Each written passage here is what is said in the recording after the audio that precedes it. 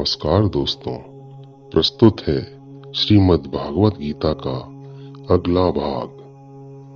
अनिष्टमिष्टं मिश्रं च त्रिविधं कर्मणः फलं भवत्यत्यागिनां प्रीत्य न तु सन्न्यासिनां क्वचित्। जो सकाम कर्म करते हैं उनके कर्मों का फल उन्हें मिलता ही है, अच्छा, बुरा या फिर मिला हुआ। ऐसे 3 प्रकार का फल मरने के पश्चात अवश्य मिलता है। लेकिन पूर्ण सन्यासी सबसे बड़ा त्यागी है। वो ही हो सकता है जिसने कर्म फल का त्याग कर दिया है। कर्म फल का त्याग कर देने वाले मनुष्यों के कर्मों का फल किसी काल में भी नहीं होता, और जब ऐसा होता है तो इसका अर्थ है कि वो मनुष्य जन्म के फेरे से बच गया है। उसी को परम धाम मिलेगा, और इसी को ही शुद्ध सन्यास कहते हैं। गेरुए वस्त्र पहनकर अगर दुनिया की वस्तुओं में लगाव है ना दोस्तों, तो वो सन्यास नहीं माना जाता और ना ही त्याग माना जाता है। पंचैतानि महाबाहो कारणानि निबोध मे सांख्ये कृतान्ते प्रोक्तानि सिद्धये सर्वकर्मणां। अविद्या की वजह से हम अपने अंदर की आत्मा को नहीं देख सकते, अपने अंदर के कृष्ण को नहीं देख पाते, बस कर्म किए चले जाते हैं और उन कर्मों के बंधन में फंसते चले जाते हैं। लेकिन सिद्धि तो तभी प्राप्त होती है जब आप कर्मों की समाप्ति कर सकें। लेकिन साथ में कृष्ण ये भी कहते हैं कि जब तक शरीर है तब तक कर्मों को त्यागना संभव नहीं। इसी उलझन को दूर करने के लिए कृष्ण संपूर्ण कर्मों की सिद्धि के लिए 5 उपाय बता रहे हैं, और ये 5 उपाय सांख्य शास्त्र में कहे गए हैं, वही कृष्ण बता रहे हैं। अधिष्ठानं तथा कर्ता करणं च पृथग्विधं विविधाश्च पृथक् चेष्टा दैवं चैवात्र पंचमम्। 5 उपाय जो सांख्य शास्त्र में कहे गए हैं, उन्हें बताते हुए कृष्ण कहते हैं, पहला है अधिष्ठान, यानी कि करने वाले का शरीर, जहां इच्छा, द्वेष, सुख और ज्ञान की अभिव्यक्ति होती है। दूसरा है कर्ता, मतलब हमारा मन। उसके बाद करण, जिन इंद्रियों और साधनों द्वारा कर्म किए जाते हैं वो। तीसरा है अलग अलग चेष्टाएं, जैसे कि सांस लेना और इस तरह की दूसरी वायु से जुड़ी क्रियाएं या दूसरे काम। चौथा है आधार, यानी कि साधन, जिन इच्छाओं के साथ साधन जुड़ जाते हैं वहां वो काम पूरे हो जाते हैं। और 5वां है दैव। ये 5 वो उपाय हैं जिनसे हम अपने कर्मों की सिद्धि कर सकते हैं। कर्मों की सिद्धि यानी कि अपने कर्मों को शास्त्र अनुसार कर सकते हैं। शरीर वांग मनोभिर्यत् कर्म प्रारभते नरः न्यायं वा विपरीतं वा पंचैते तस्य हेतवः। अधिष्ठान यानी शरीर, कर्ता यानी मन, इंद्रियां, चेष्टाएं, और 5वां है देव। कोई भी मनुष्य जो भी कोई कर्म करता है वो इन्हीं 5 कारणों से करता है। वो कर्म या तो शास्त्रानुकूल होते हैं अथवा विपरीत होते हैं, लेकिन होते इन्हीं 5 कारणों से हैं। अपने मन, वाणी और शरीर से हम इन 5 कारणों का प्रयोग करते हैं और उससे या तो वो कर्म होते हैं जिनकी शास्त्र अनुमति देते हैं या उसके विपरीत कर्म होते हैं। अगर आपने अपने कर्मों को सिद्ध करना है दोस्तों, तो ये जानना बहुत जरूरी है कि कर्म कैसे किए जाएं, और यही बात कृष्ण समझा रहे हैं। तत्रैवं सति कर्तारम् आत्मानं केवलं तु यः पश्यत्यकृतबुद्धित्वान् न स पश्यति दुर्मतिः। सारे कर्म 5 कारणों की वजह से होते हैं, लेकिन वो पुरुष जिनमें बुद्धि कम है या ज्ञान ज्यादा है, वो ऐसा मानते हैं कि कर्ता आत्मा है, तो वो गलत समझते हैं। आत्मा तो शुद्ध स्वरूप है, उसे आप कर्ता नहीं मान सकते। जो बार बार जन्म लेता है, अपने कर्मों में फंसा रहता है और हर बार इस दुनिया में आके और भी ज्यादा अज्ञानी हो जाता है, उसे दुर्बुद्धि कहते हैं। ऐसा मनुष्य सब कुछ देखता हुआ भी नहीं देखता, इसीलिए वो आत्मा को कर्ता समझता है। जो करता है भगवान करता है, ऐसा कहने वाले अपने कर्मों से पीछा छुड़ाते हैं। ये ठीक नहीं। आत्मा कर्मों में लिप्त नहीं होती। बताए गए 5 कारणों से ही हमारे कर्म होते हैं।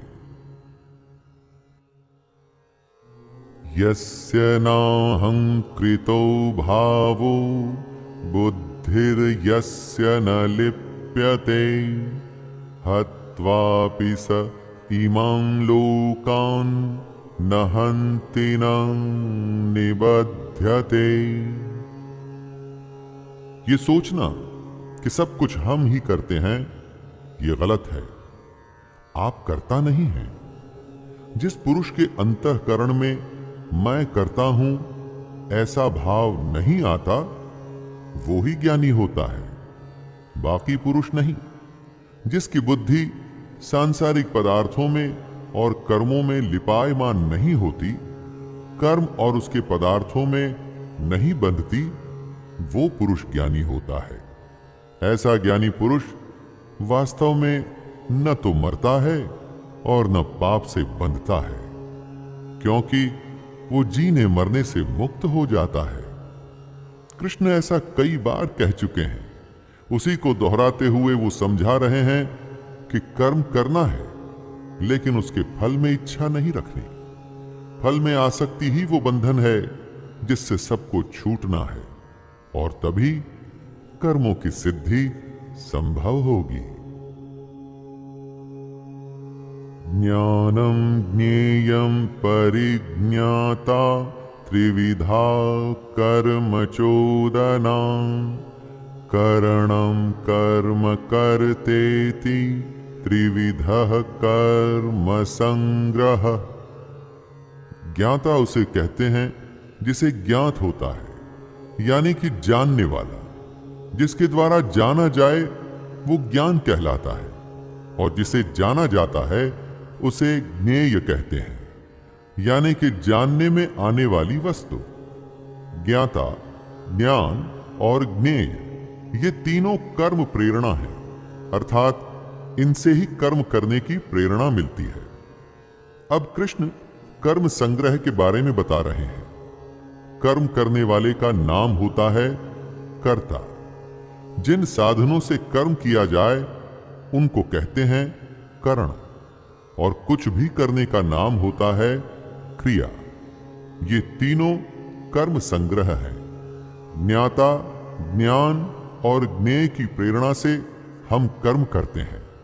उसके बाद कर्ता, करण और क्रिया से हमारे सारे कर्म इकट्ठे होते हैं। ज्ञानं कर्म च कर्ता च त्रिधैव गुणभेदतः प्रोच्यते गुणसंख्याने यथा वच्चणो तान्यपि सर्वभूतेषु येनैकं भावमव्ययमीक्षते अविभक्तं मतं विभक्तेषु तजज्ञानं विद्धि सात्विकम्। जो शास्त्र गुणों की संख्या की बात करते हैं उनमें ज्ञान, कर्म और कर्ता, इन गुणों के तीन तीन प्रकार कहे गए हैं। ये तीनों प्रकार ही अब कृष्ण बता रहे हैं। सबसे पहले ज्ञान के प्रकार बताए जा रहे हैं और ज्ञान में सबसे पहले है सात्विक ज्ञान, वो ज्ञान जिसके बाद कुछ भी नहीं है। दोस्तों, ये ज्ञान की सबसे परिपक्व, सबसे मैच्योर्ड अवस्था है। सात्विक ज्ञान से गुणों का अंत हो जाता है। कौन से गुण? वो गुण जो हमारे कर्म के कर्ता होते हैं। यही वो ज्ञान जिससे मनुष्य सब में, चाहे वो जीव हो या अजीव, हर किसी में एक अविनाशी परमात्मा को ही देखता है। पृथक्त्वेन तु यज्ञानं नाना भावान् पृथग्विधान् वेत्ति सर्वेषु भूतेषु तज्ज्ञानं विद्धि राजसम्। ज्ञान के अलग अलग प्रकार समझाते हुए कृष्ण राजसिक ज्ञान के बारे में बता रहे हैं, जिस ज्ञान से मनुष्य बाकी सबको अलग अलग देखता है, अर्थात वो अपने को दूसरों से अलग समझता है। क्योंकि उसका शरीर अलग है तो उसकी आत्मा भी अलग है। जो ऐसा सोचता है वो ज्ञान राजसिक है। हम सब में उसी परमात्मा का अंश आत्मा के रूप में विद्यमान है, तो हम सब एक ही हुए। ये अच्छा मनुष्य है और वो बुरा। जब ऐसे ज्ञान से हम दूसरे के बारे में सोचते हैं तो उसे राजस ज्ञान कहा जाता है। यत्तु कृत्स्न वदेकस्मिन् कार्ये सक्तमहैतुकम् अतत्त्वार्थ वदल्पञ्च तत्तामसमुदाहृतम्। जिस ज्ञान से पुरुष ये समझता है कि जो भी है उसका शरीर है और कुछ भी नहीं, वो सबसे बुरा ज्ञान है। जो ये समझता है कि ये आत्मा या शरीर बस इतना ही है, इससे परे कुछ भी नहीं, वो ज्ञान सबसे बुरा और तामस यानी कि तामसिक माना गया है। जिसमें ज्ञान है वो हर किसी में परमात्मा देखता है। ऐसे ज्ञान से ही पता चलता है कि सब कुछ ब्रह्म है। चल अचल सब कुछ ब्रह्म से ही आया है। लेकिन जिसका ज्ञान उस मनुष्य को ब्रह्म का आभास नहीं कराता, वो ज्ञान किसी काम का नहीं, तामस है वो। ऐसा ज्ञान युक्ति रहित और तत्वार्थ से भी परे होता है, जिसमें न युक्ति होती है और ना ही कोई तत्व।